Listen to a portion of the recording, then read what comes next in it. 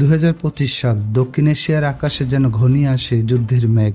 গোটা অঞ্চলের নিঃশ্বাস আটকে তাকিয়ে থাকে দুই পরমাণু শক্তিধর দেশের দিকে। ভারত ও পাকিস্তান, দুই প্রতিবেশী, দুই প্রতিদ্বন্দ্বী আবারও মুখোমুখি।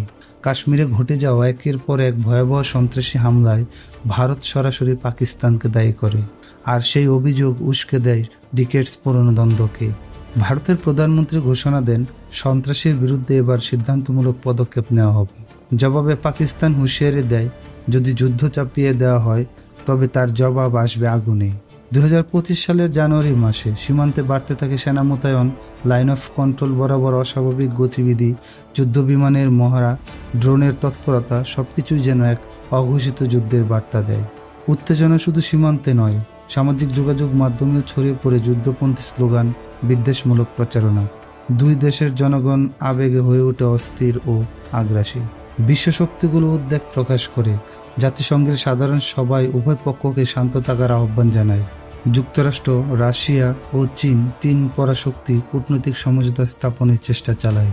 কিন্তু তখনই ঘটে এক ভয়াবহ ঘটনা, যা কূটনৈতিক প্রচেষ্টায় জল ঢেলে দেয়।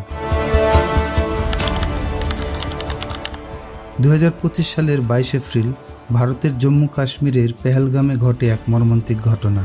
5 জন সশস্ত্র জঙ্গি পর্যটকদের উপর চালায় নিষ্ঠুর সন্ত্রাসী হামলা। 26 জন নিরীহ মানুষের প্রাণ হারায়, যাদের মধ্যে ছিল নবদম্পতি, সরকারি কর্মকর্তা ও একজন স্থানীয় মুসলিম। এই হামলা কেবল রক্তপাতেই নয়, এটি ভারত পাকিস্তান দ্বন্দ্বকে আবারও আগুনে ঘি ঢেলে দেয়। ঘটনাটি ঘটে দক্ষিণ কাশ্মীরের অনন্তনাগ উপজেলার বৈশারান উপত্যকায়, যেখানে ঘন পাইন বন আর পাহাড়ে ঘেরা পাতওয়েতে ভ্রমণ করেছিল 70 জনের মতো পর্যটক। হঠাৎ M4 কার্বাইন এবং AK-47 হাতে সেখানে উপস্থিত হয় সামরিক পোশাক পরিহিত 5 জঙ্গি। তারা পর্যটকদের ধর্ম জিজ্ঞেস করে। যারা কালেমা পড়তে পারেনি তাদের মাথায় গুলি করে হত্যা করা হয়। অনেকে ধর্ম লুকাতে চেয়েও ব্যর্থ হন। জঙ্গিরা তাদের স্ত্রীদের সামনেই স্বামীদেরকে হত্যা করে। নিহতদের মধ্যে একজন খ্রিস্টান ও একজন স্থানীয় মুসলিম, যিনি পর্যটকদের বাঁচাতে গিয়ে প্রাণ হারান। 2019 সালে ভারত সরকার সংবিধানের 370 ধারা বাতিল করে জম্মু ও কাশ্মীরের বিশেষ মর্যাদা তুলে নেয়। এর ফলে অকাশ্মীরিরা সেখানে জমি কিনতে এবং বসতি করতে পারে। এই সিদ্ধান্তের প্রতিক্রিয়ায় কাশ্মীরে জন্ম নেয় একটি নতুন ইসলামপন্থী সন্ত্রাসী গোষ্ঠী TRF, যা লস্করে তৈয়বার সহযোগিতায় গঠিত। TRF এর টার্গেট মূলত অমুসলিম ও অকাশ্মীরি। 2020 সাল থেকে 2024 সাল পর্যন্ত TRF প্রায় 1 ডজন হিন্দু ব্যবসায়ী, শিক্ষক এবং অভিবাসীকে হত্যা করে। 2025 সালের পেহেলগাম হামলা ছিল তাদের সবচেয়ে বড় ভয়াবহ আক্রমণ। এই হামলার ঠিক 48 ঘন্টার মধ্যেই ভারত পাকিস্তান সম্পর্ক চরম উত্তপ্ত হয়ে ওঠে। ভারত পাকিস্তানের বিরুদ্ধে সীমান্ত সন্ত্রাসবাদের অভিযোগ এনে সিন্ধু জল চুক্তি স্থগিত করে, পাকিস্তান কূটনীতিদের বহিষ্কার করে এবং সীমান্ত বন্ধ করে দেয়। 7 মে 2025 ভারত অপারেশন সিন্দুর শুরু করে পাকিস্তান শাসিত কাশ্মীরের 9টি লক্ষ্যে বিমান হামলা চালায়। এর জবাবে পাকিস্তান ড্রোন ও ক্ষেপণাস্ত্র হামলা চালায় ভারতের ভূখণ্ডে। বিশেষজ্ঞদের মতে 2019 সালের পুলওয়ামা হামলার পর এত বড় সামরিক উত্তেজনা আর দেখা যায়নি। ভারতের জাতীয় তদন্ত সংস্থা NIA জানায়, এই হামলার নেপথ্যে রয়েছে পাকিস্তানের গোয়েন্দা সংস্থা ISI।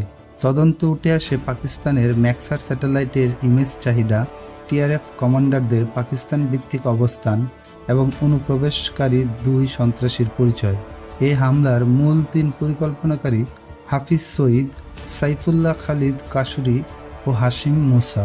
তদন্তে আরও জানা যায়, হাশিম একজন প্রাক্তন পাকিস্তানি প্যারা কমান্ডো, যিনি 2023 সাল থেকে ভারতে সক্রিয়। হামলার পরে কাশ্মীরের মুসলিম সংখ্যাগরিষ্ঠ অঞ্চলগুলিতে বিক্ষোভ হয়। জামিয়া মসজিদে 1 মিনিট নীরবতা পালন করে কাশ্মীরিরা জানায়, আমরা সন্ত্রাসীর পক্ষে নই। অন্যদিকে ভারতে বেড়ে যায় ইসলামোফোবিক হুমকি ও কাশ্মীরি বিদ্বেষ। কাশ্মীরি ছাত্ররা হয়রানি, ঘৃণা ও উচ্ছেদের শিকার হয়, যা ভারতের সংহতির জন্য এক অশনি সংকেত। কাশ্মীর শুধু একটি ভূখণ্ড নয়, একটি রাজনৈতিক সংকট, গণবিক্ষোভ ও মানবিক ইতিহাসের প্রতীক। এই হামলার ফলে সীমান্তে গর্জে উঠে কামান, আকাশে ছুটে বেড়ায় যুদ্ধবিমান, আর গোটা অঞ্চল ভরে ওঠে আতঙ্কে। এটি কেবল একটি সাময়িক সংঘর্ষ নাকি দীর্ঘমেয়াদী ধ্বংসযজ্ঞের সূচনা?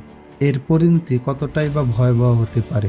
এসব প্রশ্নের উত্তর জানতে চোখ রাখুন আমাদের পরবর্তী পর্বে। সে পর্যন্ত সবাই ভালো থাকুন, দেখা হবে আগামী পর্বে।